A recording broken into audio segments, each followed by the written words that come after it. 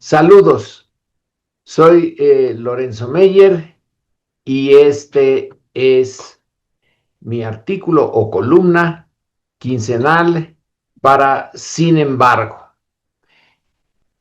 Voy a abordar el tema de Palestina vía el libro de un autor afroamericano que fue a Palestina y hace un examen comparativo entre lo ocurrido con los afroamericanos y lo que está ocurriendo en Palestina. Así que la columna se llama Mensaje afroamericano a Palestina.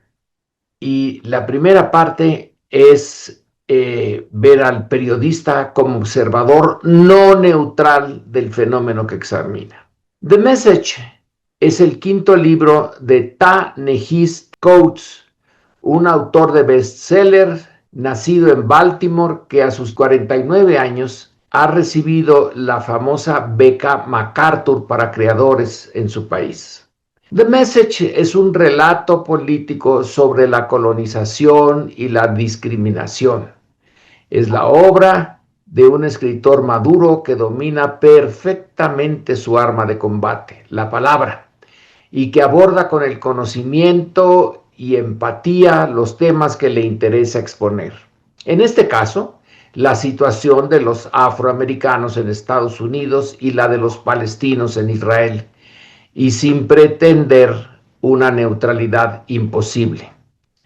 Coates, como afroamericano, tiene la disposición y los argumentos para poder, sin mayor problema, y aquí lo cito, imaginar como seres humanos a los esclavizados, a los colonizados, a los conquistados. Para el autor, tomar partido en el drama palestino es camino obligado para cumplir a cabalidad con su papel de observador y comunicador profesional que debe intentar clarificar una situación compleja y envuelta en el ruido y el humo del choque de prejuicios, de ideas, intereses y desde luego de las armas.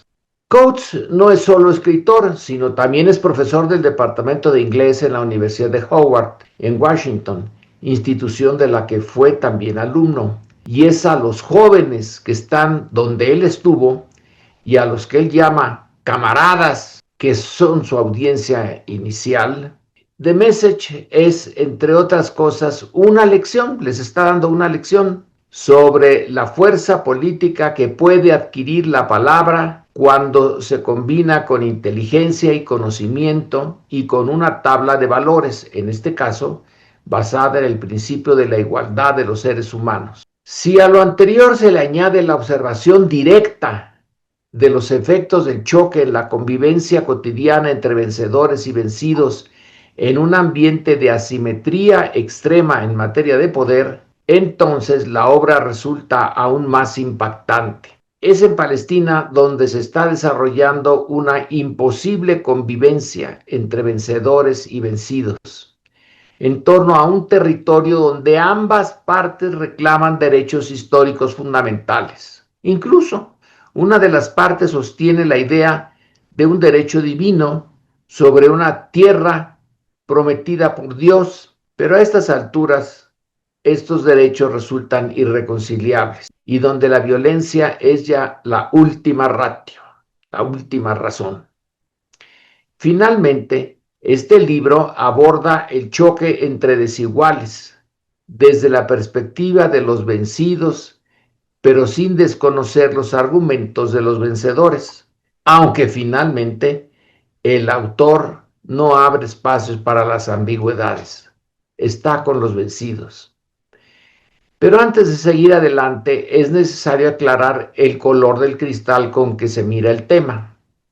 Para empezar, está el nombre mismo del autor, Ta-Nehisi.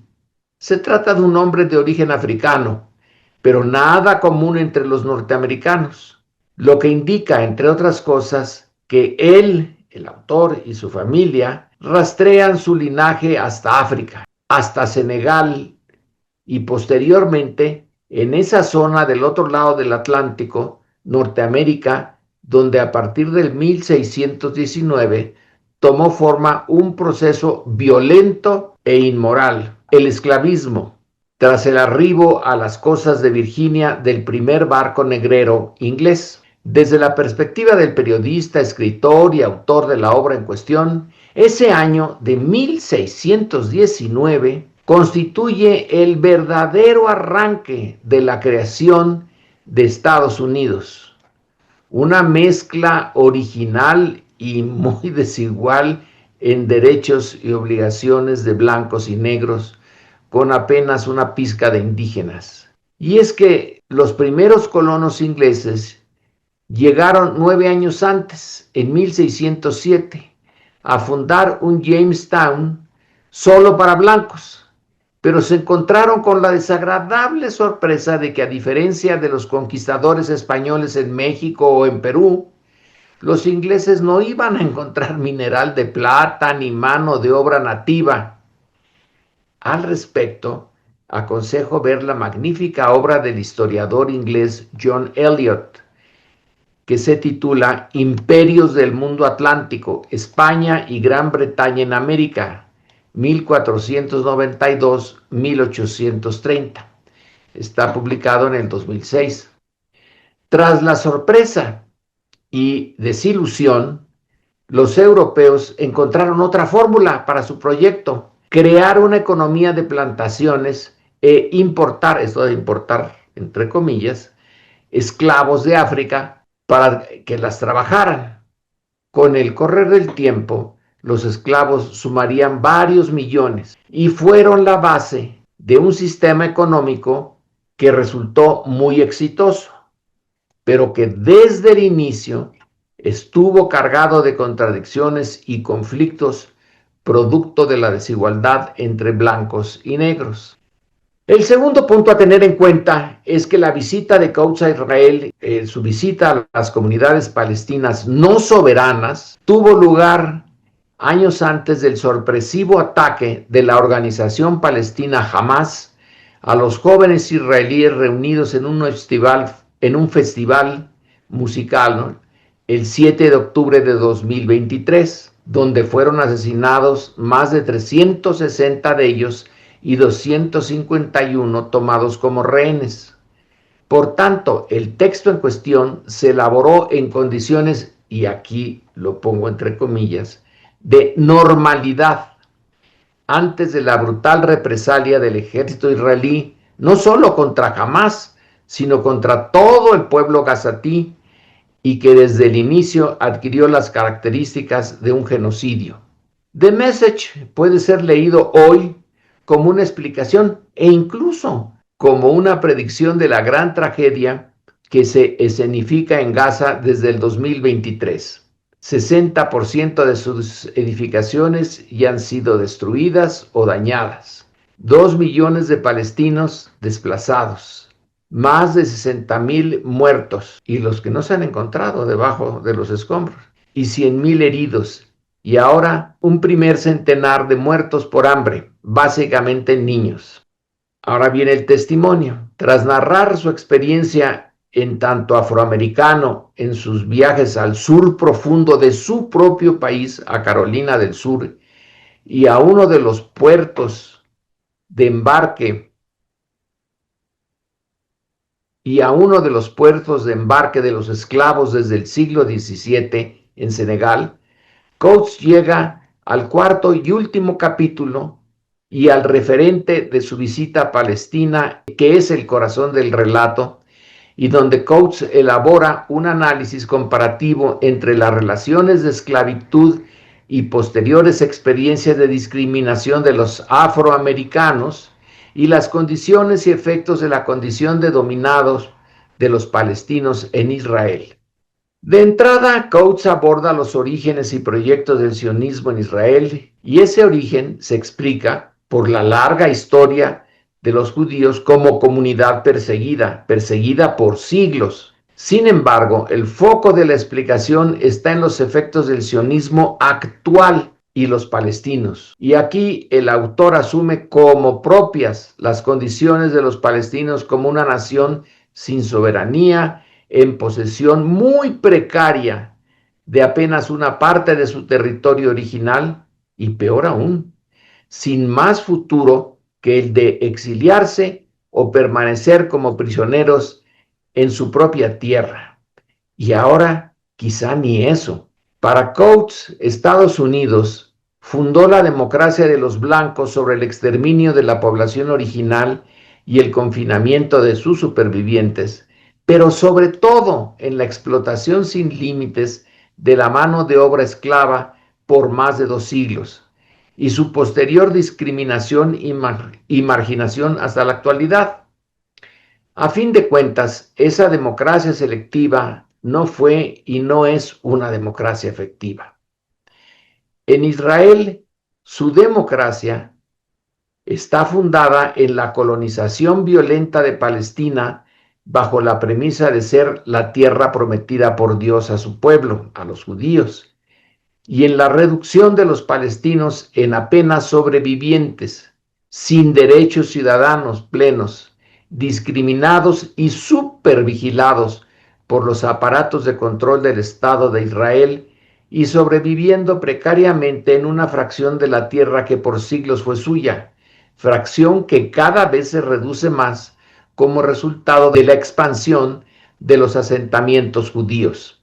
Para Coates, la visibilidad de un Estado que funciona bajo la premisa de la convivencia de 2 comunidades separadas pero desiguales es una idea similar a la que dominó entre los blancos sureños y una buena parte de los norteños en los Estados Unidos posterior a la Guerra Civil. Y por sus resultados se ve que no fue una buena idea. Y es aquí donde Coates encuentra la mayor similitud entre el discurso sionista actual y el que se empleó en los estados sureños norteamericanos en la época conocida como la de Jim Crow, es decir, desde el fin de la Guerra Civil hasta la primera mitad del siglo XX. Ambos casos son ejemplos de sistemas de discriminación sistemática y deshumanización del débil por considerarlo naturalmente inferior y de carácter irremediablemente salvaje. En The Message, el paralelismo entre la colonización del norte de América por los descendientes de los que llegaron en el Mayflower y la sistemática ocupación de las tierras palestinas por los colonos israelíes es subrayado una y otra vez. Quizá por ello al autor y al lector de Message no ha debido sorprenderles, aunque sí escandalizarles, la tragedia que actualmente tiene lugar en Gaza. Era predecible. El apoyo norteamericano a Israel también era predecible, pues según el autor, para un amplio sector del público norteamericano, lo que ocurre en Palestina es el equivalente a la conquista, se pone entre comillas, del oeste norteamericano.